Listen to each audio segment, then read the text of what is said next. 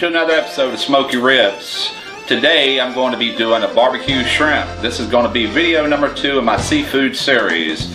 Sal over at Root Boy Slim requested that I do this video, and so that's what we're going to do. Now, barbecue shrimp is not quite what it sounds like. It has nothing to do with the grill, and it surely doesn't have anything to do with barbecue sauce. So stay tuned and find out how this dish is put together. Alright, the very first thing you want to do to start this recipe is get yourself 2 pounds of good large shrimp. I bought these today, and these are good size. That's a really big one there. But what you need to do is leave the head on, leave the shell on intact. Get a razor blade. Now be careful if you decide to do it this way. This just happens to be the sharpest thing I have, because you got to crack this shell, and it's not that tough of a shell. But with a dull knife, you know, it's not going to do so good. So just carefully make an incision right down the back of the shrimp. This is going to do 2 things. First, it's going to give you access into where this vein is. Actually, this one's fairly clean. I don't even see a vein, but nevertheless, I'm going to wash this out in the sink. The second thing it will do is help all the seasonings get into this meat. This is one awesome dish. This is very, very, very Cajun. This actually comes right out of the New Orleans area, and people all through the state, the heartland of Cajun country, do this. There's another one I did. See the vein there? I'll be washing that out.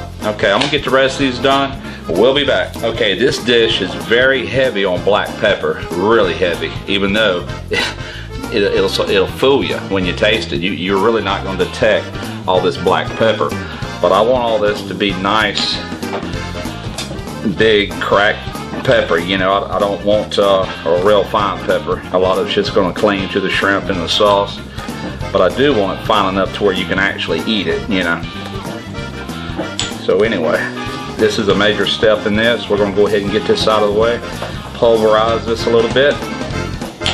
Alright, now we're going to put all the seasonings together here and get ready to put this dish together here. The first thing we're going to start with is 1 teaspoon of salt.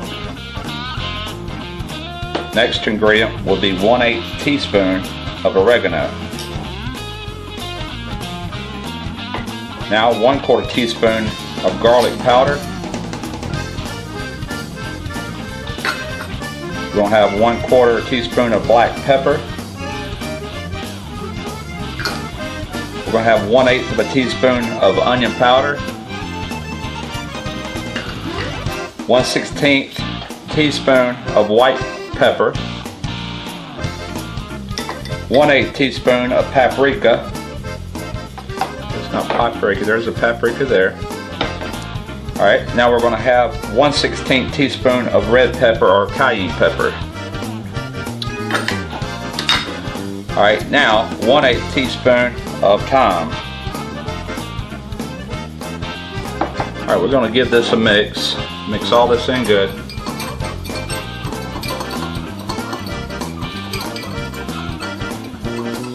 Alright, I need 1 tablespoon of this. That's probably about what we got there. Yep, that's going to be equivalent to 1 tablespoon. We're going to go ahead, mix this back and forth really good. Make sure everything's incorporated. Alright, now we have 1 full tablespoon of this heavy cracked black pepper. You've seen me do it with the mortar and pestle here.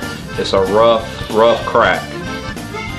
Alright, now it seems like it's real heavy on black pepper, but I swear when you eat these, you will not detect that strong of a black pepper flavor. It's going to mix with all the other ingredients. It's going to be good. Alright, the last ingredient into this is 1/8, let's see, no, I'm sorry, is a 1/2 teaspoon of rosemary. Okay, that's it. It's the last ingredient. Alright, we're ready to cook.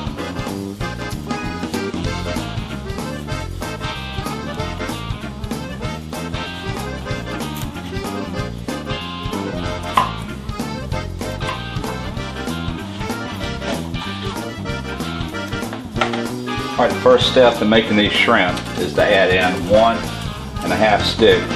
I'm using unsalted butter this time, and the reason I'm using unsalted is because I have exact measurements with all the spices that's going in this, and I don't want salted butter to throw that off. Okay, those seasonings that we mixed together earlier, we're going to go ahead and throw them in there and let them start cooking in here with this butter as this warming up. I have this on a medium heat, by the way. You want to cook these shrimp on a medium heat, no hotter than that, if anything a little under, but medium ought to be just fine. Alright, we're just going to mix this in a little bit and let all that get happy. This is starting to come up to a simmer, so real quickly here I'm going to add in this tablespoon of garlic. You don't want to brown this garlic, you just want to leave it in here just for a minute, just to get it to sweat a little bit, unleash its flavors into this sauce. We'll go about 30 seconds.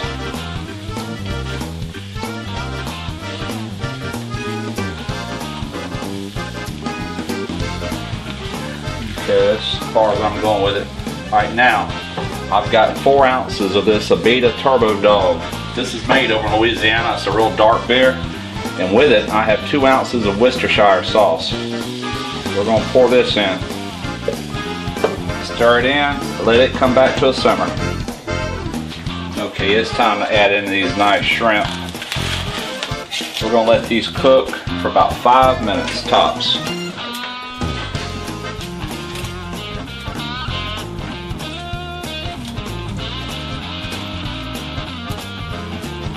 This is a very simple, easy recipe, but man, you talk about good. I've had this a lot over the years, and it's one of my favorite shrimp dishes. I hope you try it. Very, very easy to make.